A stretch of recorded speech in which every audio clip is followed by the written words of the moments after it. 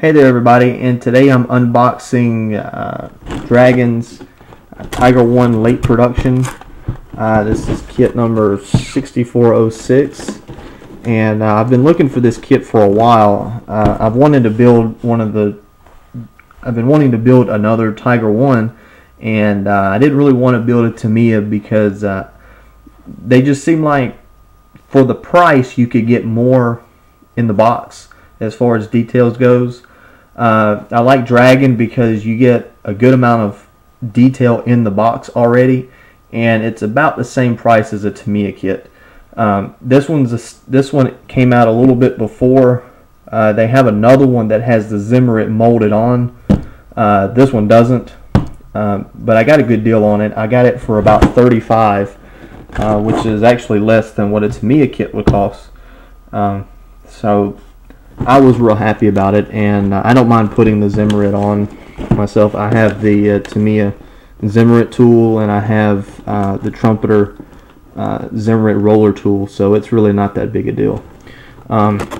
You get, with this you get markings for 6 tanks.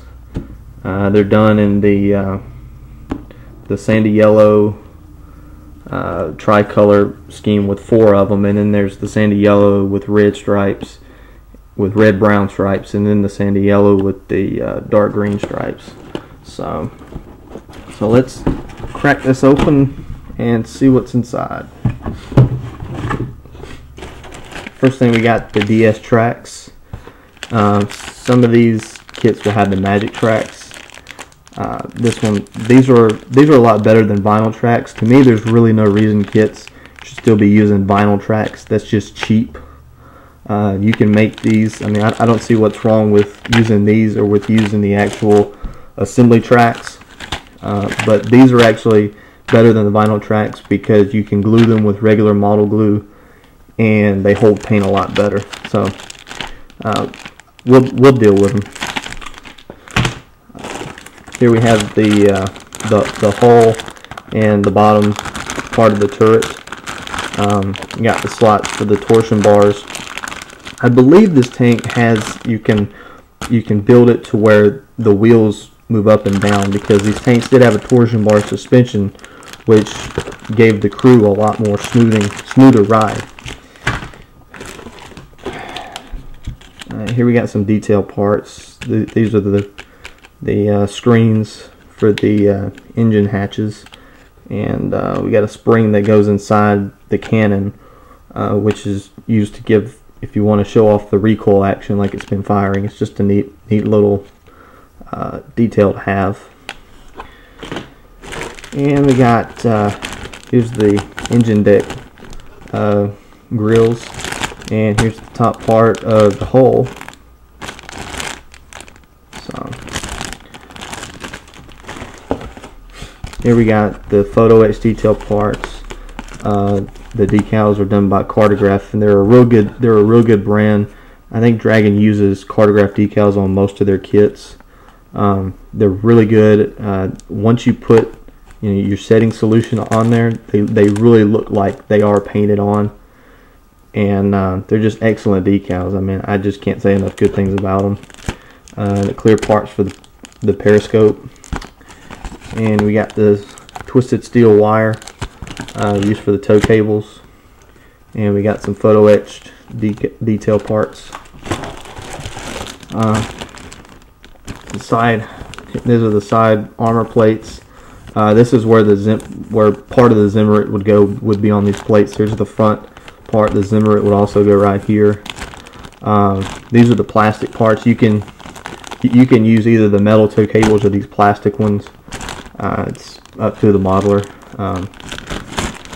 You got the all steel road wheels. These are especially nice because you don't have to go back and paint that little rubber rim, present on the earlier Tiger versions, and like on earlier tanks.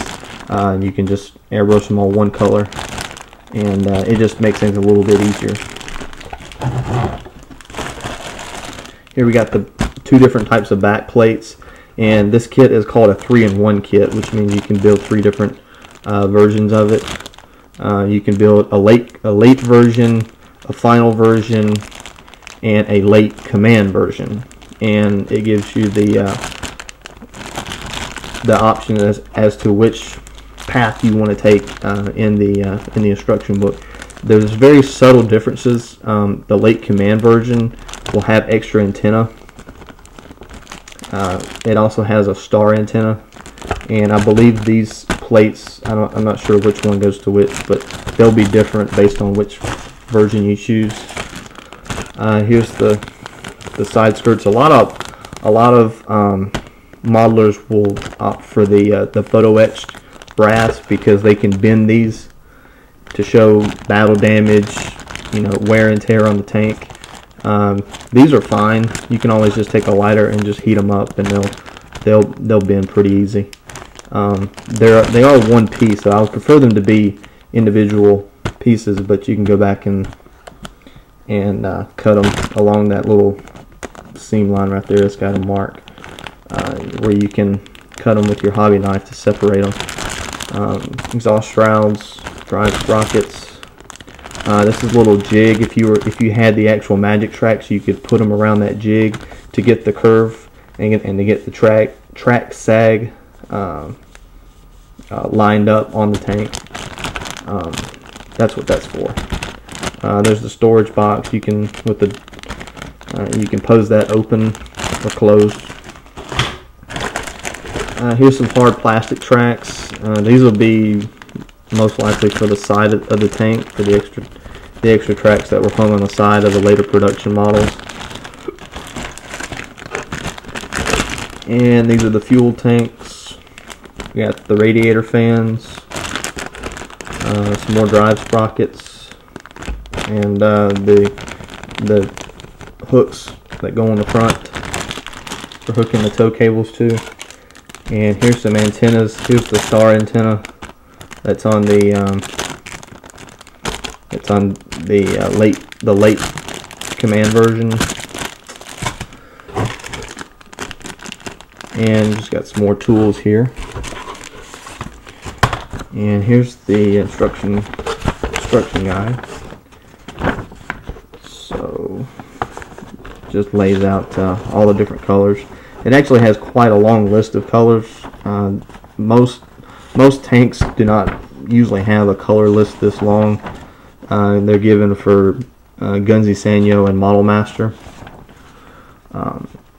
For this one, I'll be using the Vallejo Panzer colors, and maybe the Tamiya colors. I have a little bit left of those, but yeah, here's the three different types, and here's the paintings. All these were from 1944, which is about at the end of the Tiger 1 service life, because the King Tiger was coming out to replace it. So yeah, I'm really looking forward to it. It's one of my favorite tanks, and I just really can't say enough good things about Dragon. I love the quality of their molds.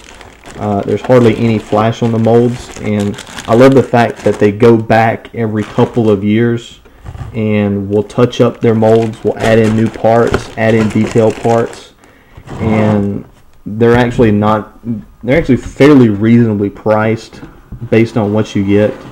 It says here, kit contains over 660 parts. You would never get, you would get the mold quality out of a Tamiya kit, but you would never get this many parts in a Tamiya kit. Tamiya did make a couple kits where they added in photo etch parts, but they're very expensive. They're I think almost close to $100, and there's really no reason a kit should be that expensive unless it's like a ship model and it's 4 feet long. But